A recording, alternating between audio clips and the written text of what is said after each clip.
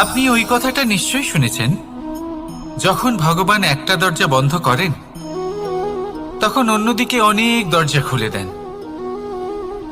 এবার এই দরজা, এই সমস্ত পথ আমরা দেখতে পাই না, অনেক সময় আমরা বুঝতে পারি না, হারিয়ে যায় সব।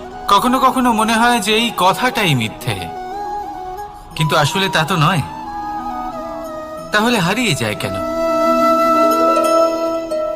কারণ আমরা সময় নষ্ট করি এই দরজার দিকে তাকিয়ে থেকে।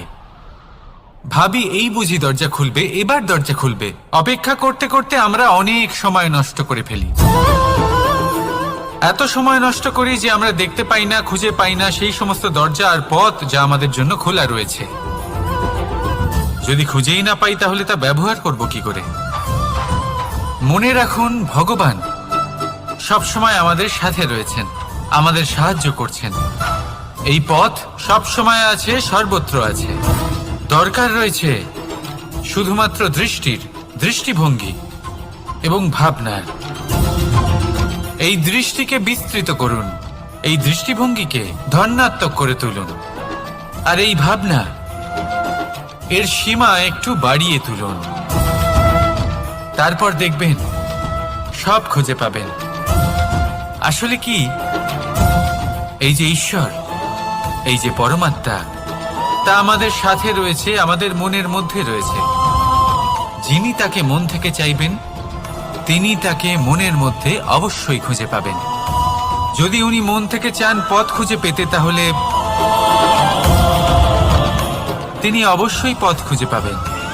তাহলে আসুন আমার সাথে ভালোবেসে বলুন, রাধা রাধা। ধর্ম, আমরা সকলে ধর্মের বিষয়ে কথা বলি, কখনো নিজের ধর্মের বিষয়, আর কখনো অন্যের ধর্মের বিষয়। কখনো আমরা অধর্ম দেখলে সেই বিষয়ে কথা বলি। অনেক রকম আলোচনা হয়, কিন্তু এই ধর্ম আসলে কি, সেটা কি কেউ বোঝে? যদি আমি আপনাকে উত্তর দিই, এই উত্তর সরল। ধর্ম হলো তাই যা মানুষকে অন্য মানুষের সাথে, সমস্ত বিশ্ব সংসারের সাথে আনন্দ সহকারে বাঁচতে শেখায়। সেই জন্য আপনি যদি কখনো কোনো ধর্মীয় স্থানে যান, সেই ধর্মীয় স্থানে গিয়ে আপনার শান্তির অনুভূতি হয়, তাই না? কিন্তু দেখুন, ধর্মের জ্ঞান থাকলেই সেই মানুষ ধর্মের পথে চলতে পারবে এমন কোনো কথা নেই। অনেক সময় সম্পর্কে যখন সংঘর্ষ বেড়ে যায়, তখন ইচ্ছের জন্ম হয়, ক্রোধের জন্ম হয়, অহংকারের জন্ম হয়, আর তারপর বিনাশ হয়ে যায় এই ধর্মের। সেই জন্য দ্বিতীয় সবথেকে গুরুত্বপূর্ণ গুণ যা আমার সারথীর মধ্যে থাকা উচিত, তা হলো ধর্মবীর হওয়া। এবার দেখতে হবে সেটা এই যে কে হবে সেই ব্যক্তি যিনি এই স্বয়ম্বরে নিজের ধর্মে অটল থাকবেন।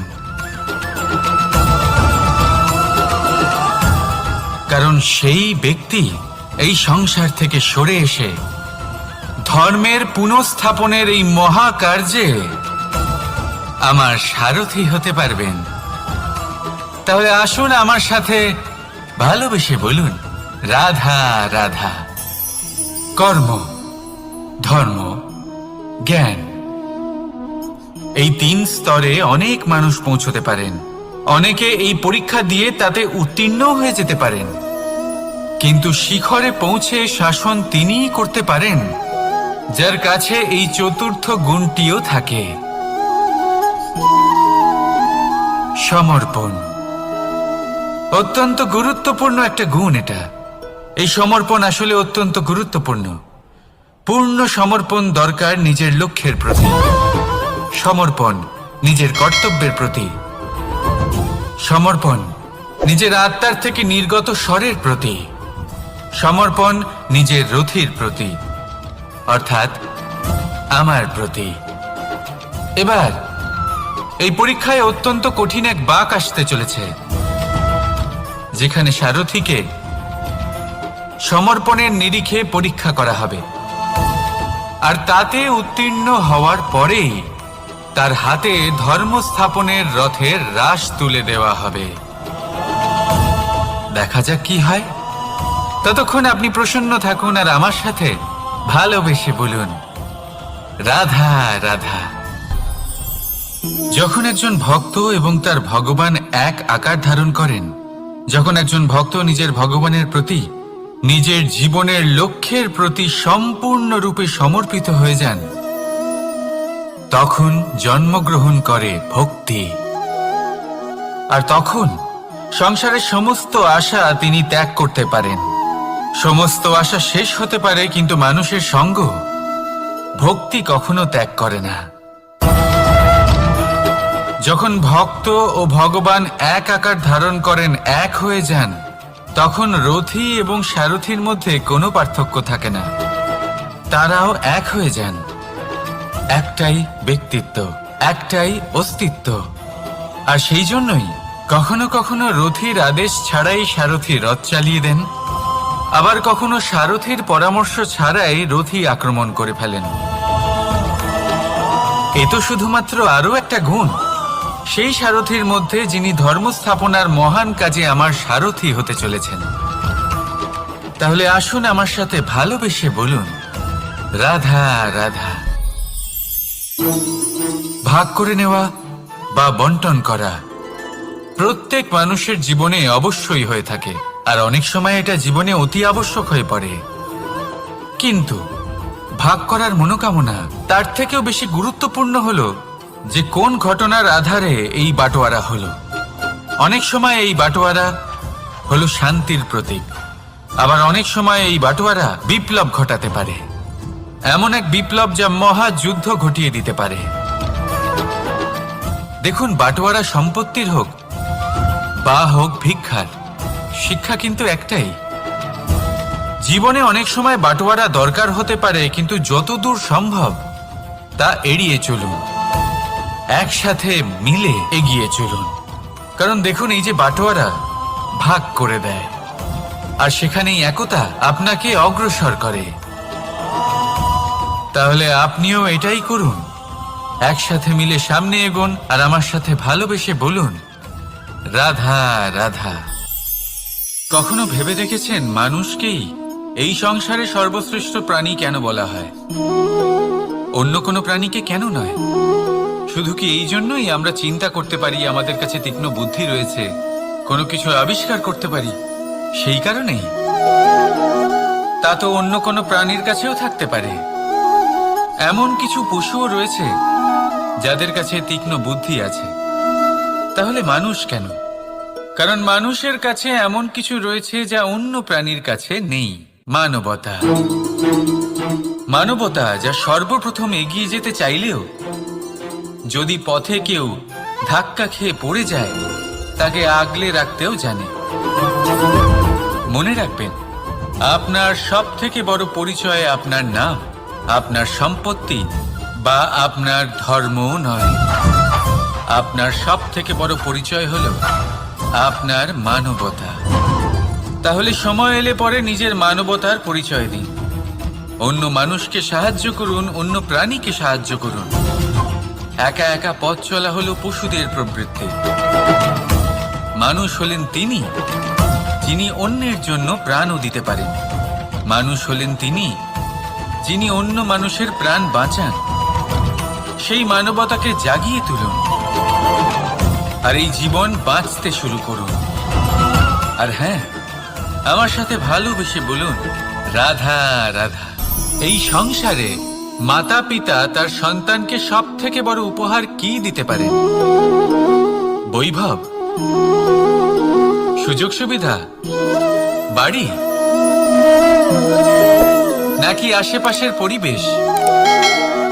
এই সংসারে মাতা পিতা তার সন্তানকে সব থেকে বড় উপহার শিক্ষা দিতে পারেন, কিন্তু তার জন্য সময়ের প্রয়োজন হয়। এবার এই সময় অত্যন্ত অদ্ভুত। সময়ের ধারণা সবার রয়েছে। কখনো কখনো কিছু কঠিন সময় বরদানের মতো আমাদের সম্মুখে আসে। এরকম কোনো সমস্যার কথা যদি আমি বলি, যেমন যুদ্ধ, মহামারী, মহা অসুখ, এরকম সময় আমাদের কাছে যথেষ্ট সময় থাকে। এই সময় আমরা চিন্তা করি, ভয়ভীত হই, কে জানে কত সম্পত্তির ক্ষয়ক্ষতি হবে, এবার এই সময় কিভাবে কাটিয়ে ওঠা যায়? অশুভ চিন্তা তার মনের মধ্যে বাসা বাঁধে, সে বুঝতে পারে না সে কি করবে। আমি বলবো চিন্তা ত্যাগ করুন, এই ভয়কে ত্যাগ করুন। আর মনে রাখুন একটা গুরুত্বপূর্ণ কথা, যে ঈশ্বর আপনাকে বরদান দিয়েছেন যাতে আপনি নিজের কর্তব্য পূর্ণ করতে পারেন। কর্তব্য, নিজের পরিবারকে সময় দেওয়া, নিজের সন্তানকে শিক্ষা দেওয়া, তাদের সাথে বসুন, কথাবার্তা বলুন, আলোচনা করুন। কিছু কথা তারা বলবে, কিছু আপনি বলবেন, কিছু আপনি শিখবেন, কিছু তারা শিখবে। তাদের সাথে খেলা করুন, তাদের সাথে পূর্বপুরুষের গল্প করুন। এইসব করলে তাতে না শুধু তাদের ভবিষ্যৎ উজ্জ্বল হবে, বরং আপনিও সন্তুষ্টি পাবেন। ভয়ভীত হবেন না। আজ বর্তমানে আপনি কি করতে পারেন যাতে আপনার বর্তমান সঠিক হবে এবং ভবিষ্যৎ উজ্জ্বল হবে, তাতে একাগ্র হন। সব কিছু শুভ হবে। রাধা রাধা। সকালে উঠে সবার আগে স্নান করেন কেন? বুঝতেই পারে না। কেন কথায় কথায় বারান্দা উঠোন পরিষ্কার করা হয়? বুঝতেই পারে না। অনেক মানুষজন এটাকে ধার্মিক এবং অন্ধবিশ্বাস বলে, কিন্তু যদি আমি আপনাকে সত্যি কথা বলি, প্রত্যেক ধর্ম বিজ্ঞানসম্মত। প্রত্যেক কাজের পেছনে বৈজ্ঞানিক সত্যতা লুকিয়ে রয়েছে, কিন্তু প্রত্যেক মানুষ সেই নিয়ে কতটা ভাবেন, কতটা বোঝেন আর কি পদক্ষেপ নেন তা হলো আলাদা এবং অত্যন্ত গুরুত্বপূর্ণ, কিন্তু তা হলো বিজ্ঞানসম্মত। আজও যখন আমি আগে বাড়ি যাই, মা সবার আগে আমার হাত পা ধুয়ে দেন, তারপর সবকিছু। তাই আপনি পরিচ্ছন্ন থাকুন, তাহলে আপনি সুস্থ থাকবেন। তখনই আপনার মনে ভক্তিভাব আসবে, তখনই এই সমগ্র সংসারকে সামলানোর শক্তি অর্জন করতে পারবেন। তাহলে পরিচ্ছন্ন থাকুন, সব ভালো থাকবে। রাধা রাধা। মানুষের জীবনে স্বচ্ছতার একটা আলাদা গুরুত্ব আছে। যদি আপনি নিজেকে স্বচ্ছ রাখেন, তাহলে আপনার নিজেরও ভালো লাগবে, সামনের ব্যক্তিরও ভালো লাগবে, একটা অন্যরকম প্রভাব পড়বে। কিন্তু একজন শ্রেষ্ঠ ব্যক্তি কিভাবে হয়ে ওঠা সম্ভব? যার মধ্যে গুণ আছে, শিক্ষা আছে, শুভ চেতনা আছে, যিনি সৎকর্ম করেন। কিভাবে হব সেই ব্যক্তি যার মধ্যে জ্ঞান আছে? শুধুমাত্র স্বচ্ছ থাকলে তো তা হওয়া সম্ভব নয়। প্রথমে আপনাকে বুঝতে হবে যে মানুষের মধ্যে 4টি মূল তত্ত্ব আছে। প্রথম হলো তার শরীর, যার দ্বারা উনি যে কোনো কর্ম করে থাকেন। দ্বিতীয় তত্ত্ব হলো তার মন, যার দ্বারা কোনো কর্ম করার জন্য সে নিজেকে প্রেরণা দিতে থাকে। তৃতীয় তত্ত্ব হলো বুদ্ধি, যে কর্ম আমরা করতে চাই, যে লক্ষ্যে আমরা পৌঁছতে চাই, সেটা আমরা কিভাবে কোন পথে করব সেটা স্থির করা যায় বুদ্ধি দিয়ে। আর চতুর্থ তত্ত্ব হলো আত্মা। আত্মা হলো এমন এক তত্ত্ব যার কোনো সমাপ্তি নেই। আত্মা হলো অজয়, কিন্তু এরও শুদ্ধিকরণের প্রয়োজন হয়। এই 4টি তত্ত্বের শুদ্ধিকরণ করতে থাকুন, এতে নির্মল রাখুন, শুদ্ধ রাখুন। এবং এটা কিভাবে হবে? শুভ চেতনা দ্বারা, জ্ঞানের দ্বারা, এবং সবথেকে বেশি গুরুত্বপূর্ণ প্রেমের দ্বারা। আসুন আমার সাথে ভালোবেসে বলুন, রাধা রাধা।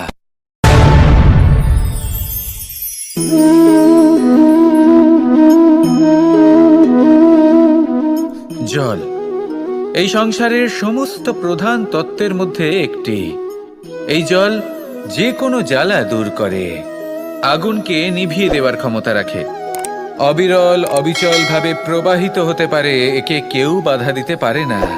এর পথে বাধা সৃষ্টি করলে নিজের পথ নিজেই খুঁজে নেবে, বা সে নিজেই নিজের পথ বানিয়ে নেবে, কিন্তু কখনো থামবে না।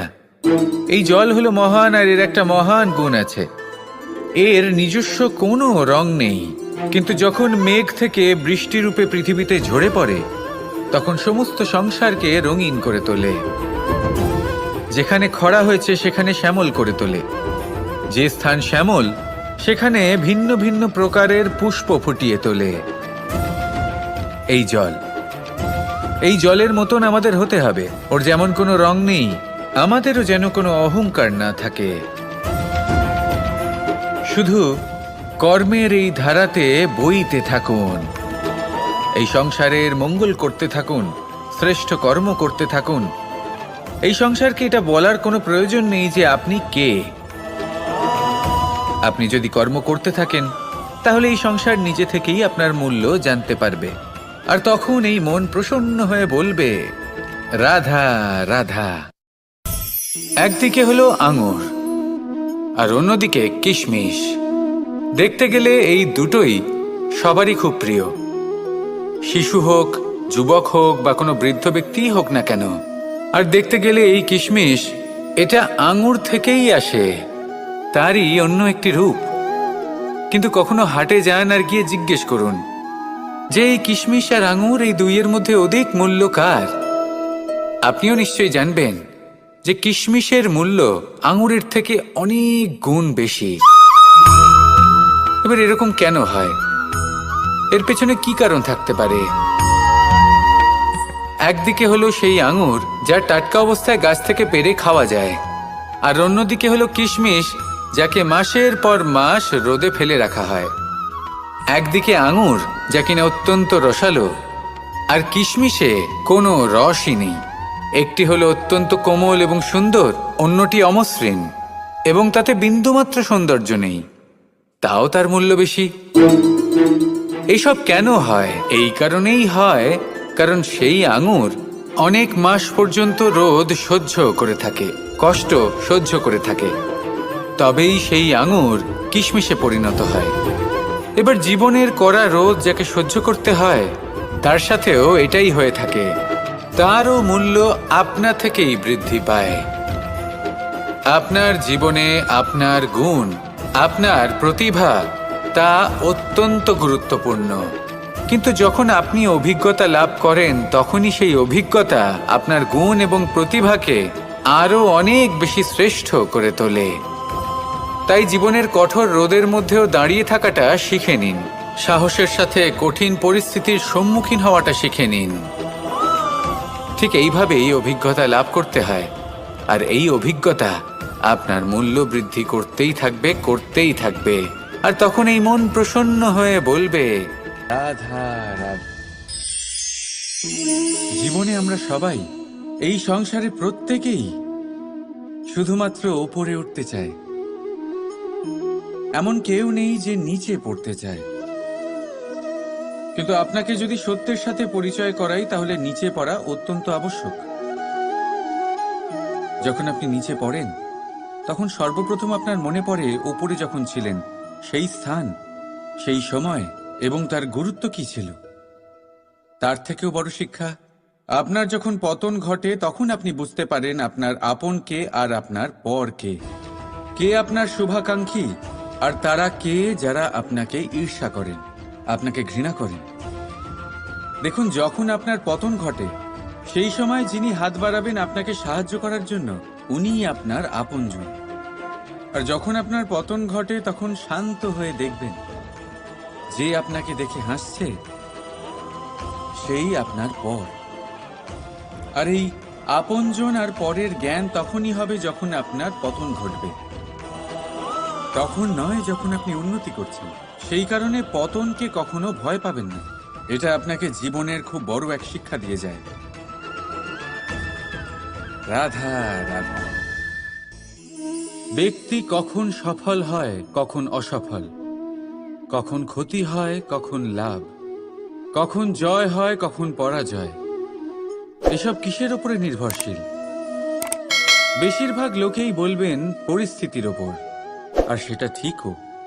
যদি বাইরে বর্ষার পরিবেশ থাকে তবে সেখানে বস্ত্র কিভাবে শুকোতে পারে? যদি ঝড়ের পরিবেশ থাকে তাহলে নৌকা কিভাবে পার করানো যেতে পারে?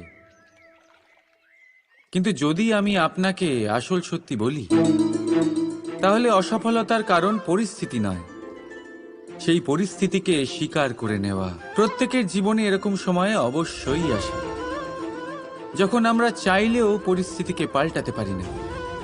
পরিস্থিতিকে পাল্টানো অসম্ভব হয়ে ওঠে। এরকম সময়ে একটাই উপায় আছে, পরিস্থিতিকে নয়, মনস্থিতিকে বদলান। আর দেখবেন সবকিছু ভালো হবে। কারণ এই মনস্থিতি আপনার জীবনের সব থেকে বড় সম্বল, সব থেকে বড় সাথী। দেখুন, অপবাদ, অসফলতা প্রত্যেকের জীবনের একটা অংশ অবশ্যই, কিন্তু আপনাকে নিরন্তর চেষ্টা করে যেতে হবে, পুনরায় ঘুরে দাঁড়িয়ে এগিয়ে যেতে হবে, তবেই সফলতা আসবে। যদি এতই সহজ হতো সফল হওয়া, তাহলে সবাই সফল হতো, তাই তো? রাধা রাধা। বন্ধুত্ব, সংসারের সব থেকে বড় সম্পর্ক এই বন্ধুত্ব। জীবনে মা, বাবা, ভাই, বোন, এইসব সম্পর্ক আমরা বাঁচতে পারি না, কারণ এগুলি আমরা জন্মের সাথেই পাই। কিন্তু বন্ধুত্ব একটাই এমন সম্পর্ক যেটা আমরা বাছাই করতে পারি, যা আমরা বানাই, যা আমরা এগিয়ে নিয়ে যাই। তাই এই বন্ধুত্ব নিয়ে গর্ব করুন। যাকে আপনি বন্ধু বেছেছেন তাকে নিয়ে গর্ব করুন। যদি আপনারা দুজনে একসাথে থাকেন তাহলে সেটা নিয়ে গর্ব করুন। যদি আপনার বন্ধু জীবনে এগিয়ে যায়, সফলতা পায়, তাহলে গর্ব করে বলুন, এই সফল মানুষটি আমার বন্ধু। যদি আপনার বন্ধু কোনো কারণে পিছিয়ে পড়ে, কোনো বিপদে পড়ে যায়, তখনও গর্বের সাথে তার পাশে দাঁড়িয়ে বলুন যে এই মানুষটি আমার বন্ধু। বন্ধুর সাথে একজোট হয়ে দাঁড়িয়ে থাকুন, যে কোনো পরিস্থিতিতে, সেটা ভালোই হোক বা খারাপ। এটাই মানুষের সব থেকে বড় পরীক্ষা।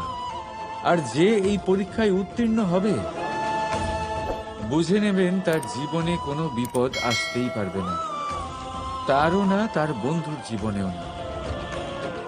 তাহলে আসুন আর আমার সাথে ভালোবেসে বলুন, রাধা রাধা।